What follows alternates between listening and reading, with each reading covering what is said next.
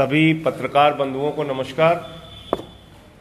आज की ये महत्वपूर्ण प्रेस वार्ता एक ऐसे मुद्दे को लेकर बुलाई गई है जो हर इंसान की जिंदगी से जुड़ा हुआ मुद्दा है।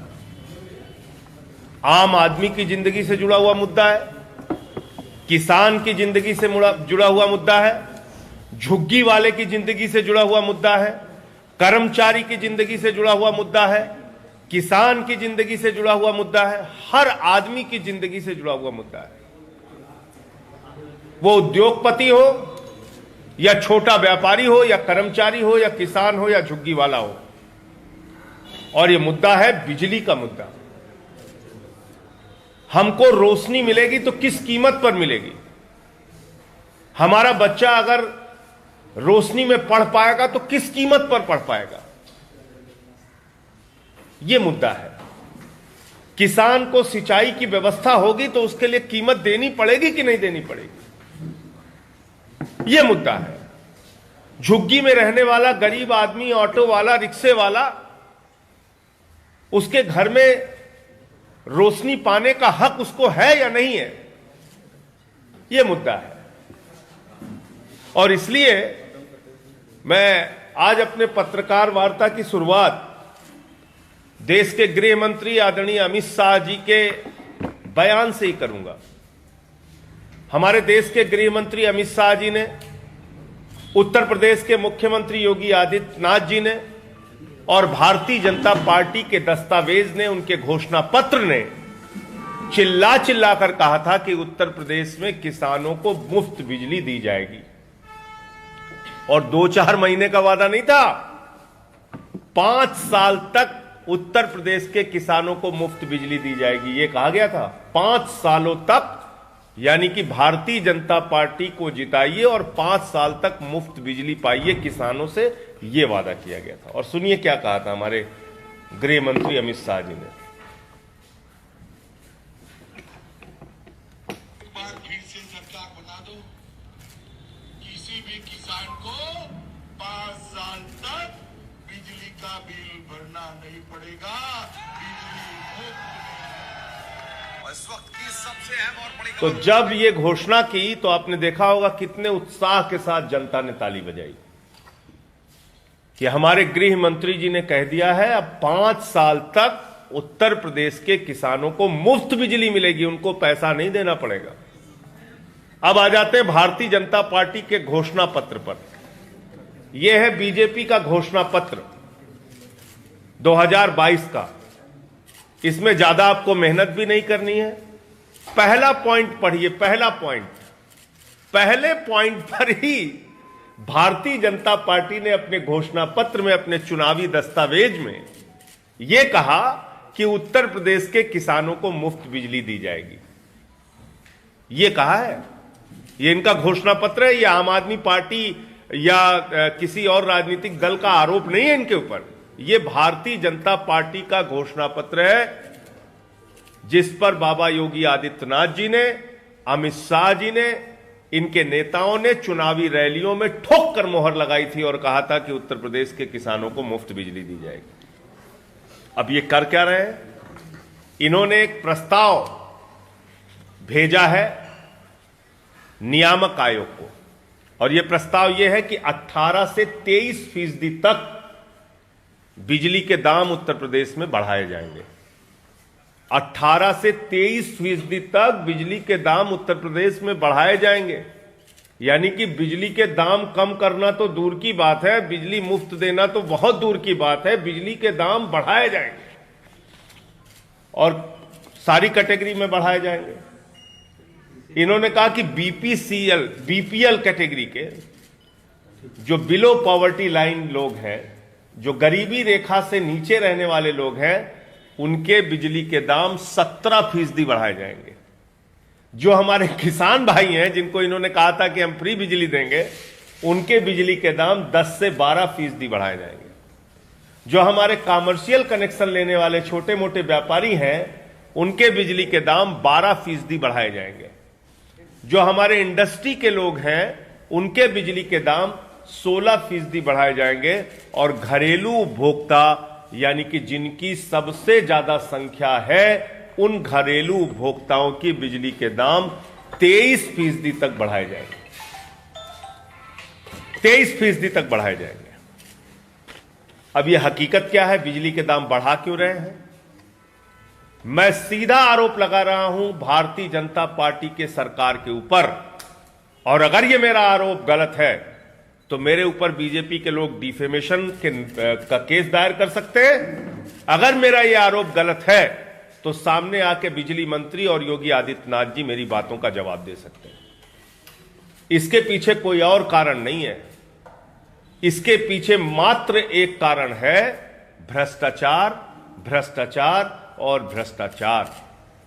बिजली का दाम बढ़ाने के पीछे सबसे बड़ा कारण है सरकारी भ्रष्टाचार। आज उत्तर प्रदेश में लगभग 6 वर्ष हो गए भारतीय जनता पार्टी की सरकार के। आप बता दीजिए कितने पावर प्रोजेक्ट इन्होंने लगाए? लगभग 23,000 मेगावाट बिजली की जरूरत उत्तर प्रदेश को होती है। कितने उत्पादन इकाइयां आपने लगाई उत्तर प्रदेश के अंदर? क्या आप बिजली के उत्पादन को बढ़ाने के लिए कर रहे हैं? सवाल है जीरो एफर्ट। नहीं कर रहे हैं, और नहीं कर रहे हैं तो क्यों नहीं कर रहे हैं? क्योंकि सरकार और अधिकारियों को महंगी बिजली निजी कंपनियों से खरीदकर लूट का बंदर बांट करना है। महंगी बिजली निजी कंपनियों से, बिजली कंपनियों से खरीदकर लूट और भ्रष्टाचार का बंदर बांट सरकार और अधिकारियों को करना है। और यह बात मैं क्यों कह रहा हूं? आपके सामने मैंने पहले भी खुलासा किया था कि भारत में कोयले का उत्पादन 30% बढ़ा है। बावजूद इसके मीडिया में प्रचारित किया गया केंद्र सरकार के माध्यम से, मोदी सरकार के माध्यम से, कि देश में कोयले का संकट पैदा हो गया है। देश के अंदर कोयले का संकट पैदा हो गया, यह पूरे देश में चर्चा की गई। आप मेरी बात मत मानिए, कोल इंडिया के चेयरमैन की बात मानिए, कोल मंत्री की बात मानिए, जो उन्होंने मुझे जवाब दिया। कोयले का उत्पादन 30% हिंदुस्तान में बढ़ा है। संकट और कोयला खत्म होने का तो कोई सवाल ही नहीं है।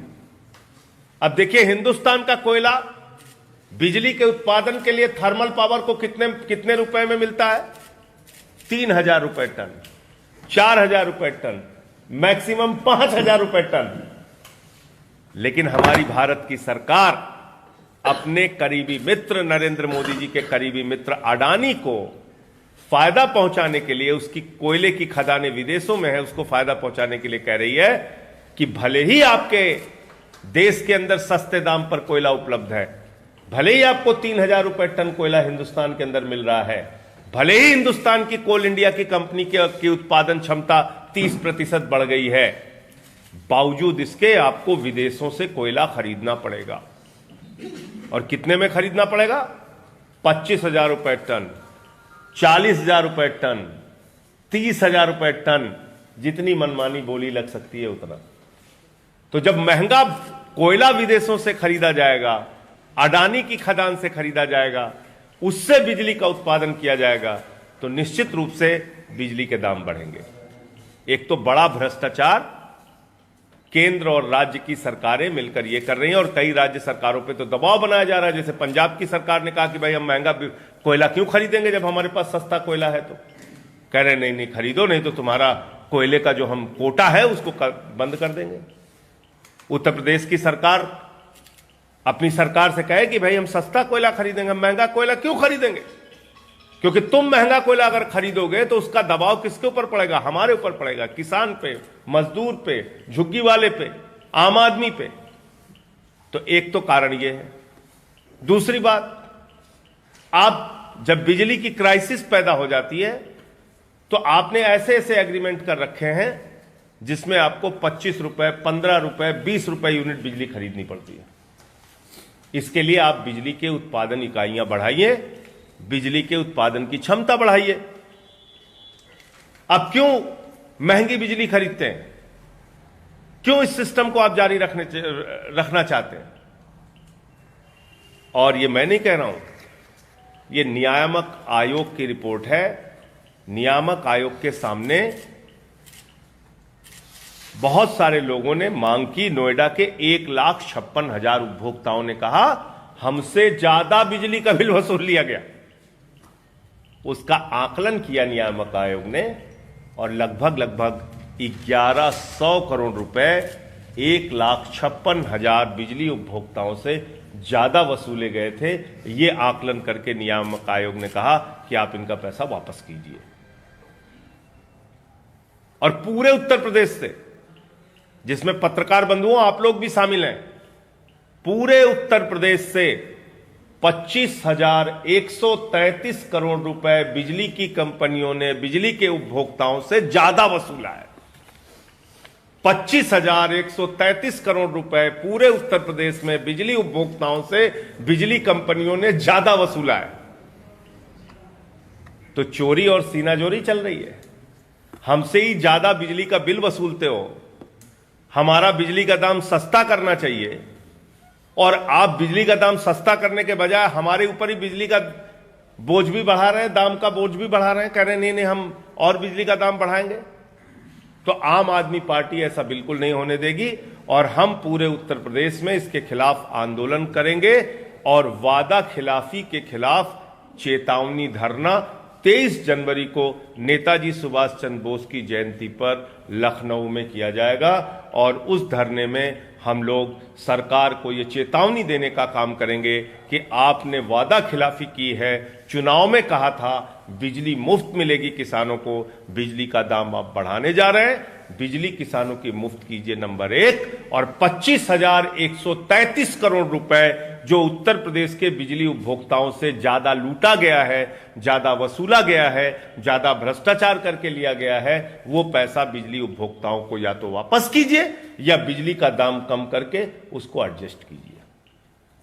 इन मांगों को लेकर 23 जनवरी को पहला धरना होगा नंबर 1 लखनऊ के अंदर, वादा खिलाफी के खिलाफ चेतावनी धरना।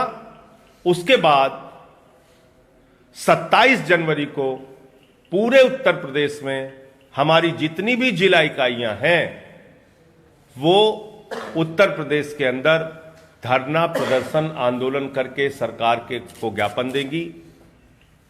उसके बाद 1 फरवरी से सभी नगर क्षेत्रों के वार्डों के अंदर हम लोग अभियान चलाएंगे कि बिजली के बढ़े हुए दाम वापस लो। बढ़ाने की तो बात छोड़ दो, बढ़ाने की तो बात मत करो। हमसे जो ज्यादा वसूली की है आपने, उसके हिसाब से आप बिजली के दाम कम कीजिए। उत्तर प्रदेश के अंदर बिजली के दाम कम कीजिए और किसानों को जो आपने बिजली मुफ्त देने का वादा किया था उस वादे को आप पूरा कीजिए। इन मुद्दों को लेके 1 फरवरी से हर शहरी क्षेत्र के हर वार्ड में जनता का आंदोलन बनाया जाएगा। इसको एक व्यापक आंदोलन बनाया जाएगा, एक फॉर्म भरवाए जाएंगे, लोगों से आंदोलन में हिस्सेदारी की अपील की जाएगी। तो ये हमारा बिजली के खिलाफ चेतावनी का, बिजली के मामले में वादा खिलाफी के खिलाफ हमारा ये चेतावनी का आंदोलन चलेगा पूरे उत्तर प्रदेश के अंदर। मोटे मोटे तौर पे आज की प्रेस कॉन्फ्रेंस का मकसद यही था। आपका कोई सवाल हो तो आप लोग पूछ सकते हैं। भारत जोड़ो यात्रा में आपको नहीं बुलाया गया? देखिए, एक कहावत है कि रस्सी जल गई लेकिन ऐठन नहीं गई। तो कांग्रेस पार्टी अहंकारी नेताओं का एक ऐसा बड़ा समूह है जिनकी रस्सी जल चुकी है। राज्य दर राज्य चुनाव हार रहे हैं, बावजूद इसके अहंकार में जिंदा है। मेरा तो यह कहना है कि भाई आपसे कौन कह रहा है कि आप हमें आमंत्रित कीजिए? आपसे कोई कह तो रहा नहीं कि आप हमें आमंत्रित कीजिए। आप अपना कार्यक्रम चला रहे हैं, आप स्वतंत्र हैं किसको आमंत्रित करते हैं नहीं करते हैं। लेकिन इस भाषा से, इस बोली से यह कहना कि हम आम आदमी पार्टी को नहीं बुला रहे हैं, एक ही चीज प्रदर्शित होता है कि भारतीय जनता पार्टी के खिलाफ कांग्रेस का लड़ना मकसद नहीं है। उनका मकसद है आम आदमी पार्टी के खिलाफ लड़ना। तो एक तो नफरत की दुकान है भारतीय जनता पार्टी, जिससे हम लोग लड़ रहे हैं, और दूसरी पार्टी है कांग्रेस पार्टी, अहंकारी नेताओं का एक ऐसा समूह है जो हमसे लड़ रहा है। तो दोनों पार्टियां मिलकर अरविंद केजरीवाल और आम आदमी पार्टी से लड़ने का काम कर रही है। कोई बात नहीं, इस देश की जनता सब कुछ देख रही है। उन्होंने अरविंद केजरीवाल के नेतृत्व में 10 साल में आम आदमी पार्टी को राष्ट्रीय दल बनाया है। इस देश की जनता के सहयोग से हम यहां तक का सफर तय किए हैं। अरविंद केजरीवाल के नेतृत्व में इस देश की जनता ने विश्वास और प्यार जताया है, वोट दिया है झोली भर भर के, तब हम राष्ट्रीय दल बने हैं। कौन बुलाता है नहीं बुलाता है ये कोई मायने नहीं रखता। मैं तो इतना ही कहूंगा कांग्रेसियों के बारे में कि रस्सी जल गई, ऐठन नहीं गई। 53-54 सीट पे पहुंच चुके हो आप लोग, लेकिन अभी भी अहंकार में जी रहे हो, तो आपको मुबारक हो, आप अपने अहंकार में जिए। सर, कांग्रेस आपको बीटिंग कर रही है भाजपा की, तो इस पे आप क्या कहना चाहेंगे? देखिए, कांग्रेस के कहने से कुछ नहीं होता है। भारतीय जनता पार्टी से लड़ कौन रहा है? 3 बार दिल्ली में हमने हराया उनको। पंजाब के अंदर 55 जगह पे जमानतें जब्त हुई थी भारतीय जनता पार्टी की। 73 सीटों पे लड़े थे समझौता करके वो लोग। गुजरात के अंदर हमको 41 लाख वोट मिला, जो बीजेपी का गढ़ माना जाता है। 13% वोट मिले। भारतीय जनता पार्टी से लड़ कौन रहा है? सत्येंद्र जैन जेल में है। मनीष सिसोदिया पे सीबीआई के ईडी के फर्जी छापे मारे जाते हैं। हमारे नेताओं पे फर्जी मुकदमे लिखे जाते हैं। कौन लड़ रहा है बीजेपी से? कौन लड़ रहा है इनकी ऐसी व्यवस्था से जहां रोज के रोज एक एलजी चुनी हुई सरकार का गला घोटने पे लगा हुआ है? हर दिन कोई ना कोई नया मामला लेके आ जाता है। तो भारतीय जनता पार्टी से किस तरह से अरविंद केजरीवाल जी और आम आदमी पार्टी लड़ रहे हैं, ये पूरा देश और देश की जनता देख रही है। इसमें हमें किसी पार्टी का सर्टिफिकेट नहीं चाहिए। हम लड़ रहे हैं, लड़ेंगे।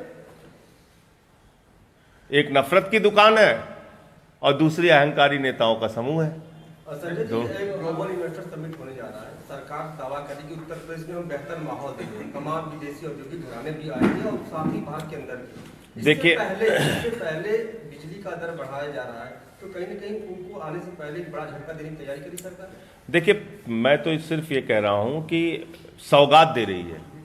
जो निजी बिजली कंपनियां हैं, अगर आप दाम बढ़ाएंगे तो खुशी होगी उनको, तो वो सौगात दे रहे हैं इन्वेस्टर समिट के पहले। लेकिन मेरा सवाल ये है कि आपने 2 इन्वेस्टर समिट किया यहां पे। 2 इन्वेस्टर समिट्स के अंदर आपने लाखों करोड़ के एमओयू साइन किए। 1000, 2000, 3000 करोड़ के नहीं, लाखों करोड़ के एमओयू साइन किए आपने। पता ऐसा चल रहा है कि आपने हजारों करोड़ का एमओयू एक ऐसी फर्जी यूनिवर्सिटी से साइन कर लिया जो अस्तित्व में ही नहीं है, अमेरिका के अंदर ब्लैक लिस्टेड है, जिसके कुल कर्मचारियों की संख्या 23 है। उसको आप कह रहे हो कि हम नॉलेज पार्क यहां बनवाएंगे लखनऊ में, उस विश्वविद्यालय के साथ मिलकर। तो आपका ये फर्जीवाड़ा लोग समझ रहे हैं।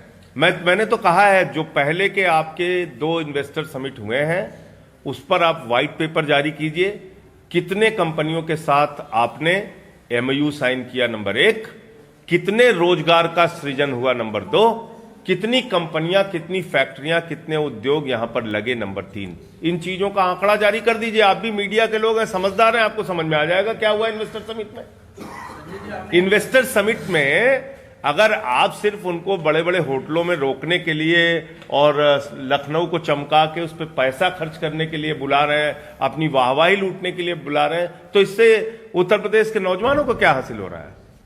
संजय जी, राम मंदिर का मुद्दा एक बार फिर उठने लगा है।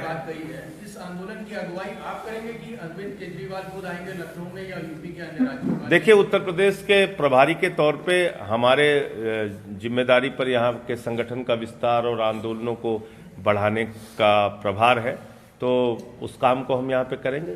कभी कोई बड़ी रैली, कोई बहुत बड़ा कार्यक्रम होगा, उसमें हमारे राष्ट्रीय नेता, राष्ट्रीय संयोजक अरविंद केजरीवाल जी भी आएंगे। लेकिन ये बिजली का आंदोलन ये हम लोग चलाएंगे अपने स्तर। संजय जी, राम मंदिर का मुद्दा फिर उठने लगा और अमित शाह जी ने कहा है कि ये 1 जनवरी 2024 को राम मंदिर बन जाएगा। नहीं, मैंने सुना कि महंत अमित शाह जी ने मंदिर के उद्घाटन की तारीख घोषित कर दी।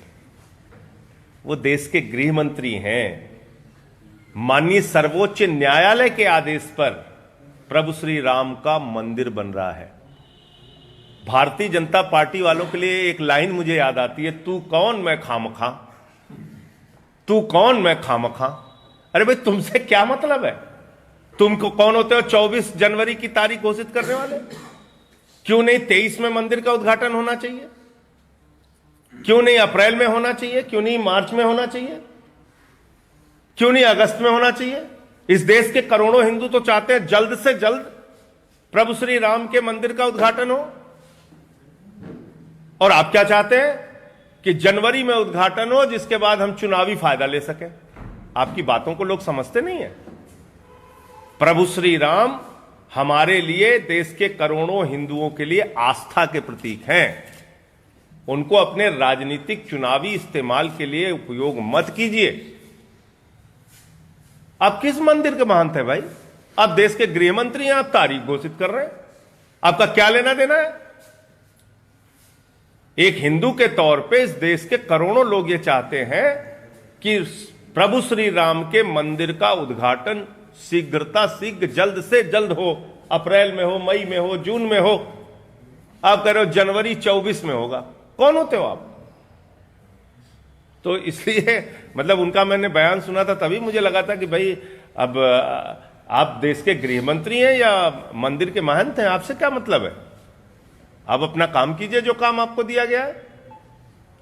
इस देश के करोड़ों हिंदुओं की आस्था का प्रतीक है राम मंदिर, और वो लोग चाहते हैं कि जल्द से जल्द इसका शुभारंभ हो।